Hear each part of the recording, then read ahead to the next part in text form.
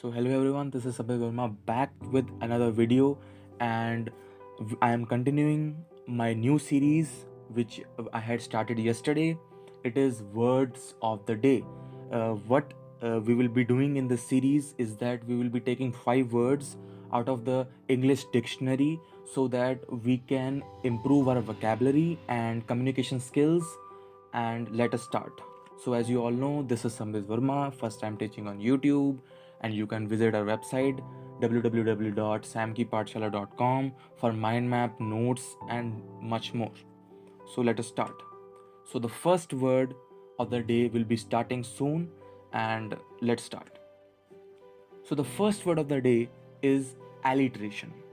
See, alliteration is basically a poetic device which is used in poetries by the poets to make the vocabulary or to make the rhythm of the poem more rhythmic, more good sounding.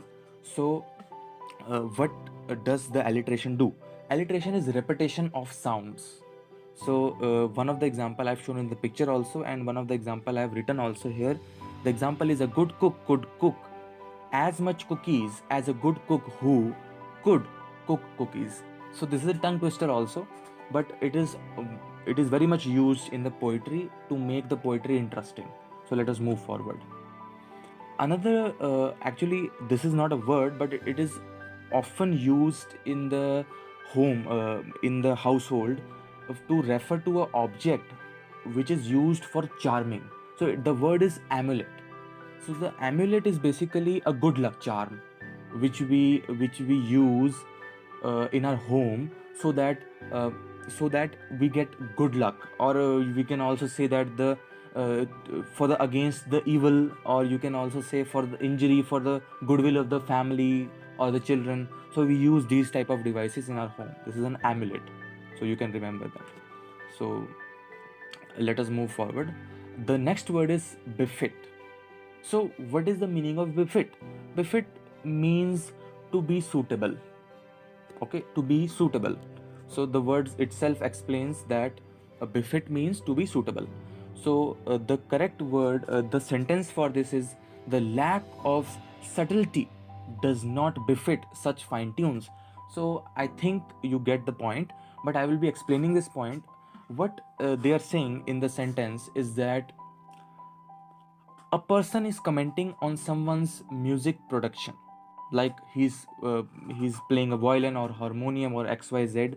So he's saying that the tunes produced by the person are not good, or are not that of that quality. Does not It lacks subtlety, it lacks stability, it lacks that smoothness. So this is explanation of this sentence, but you get the point.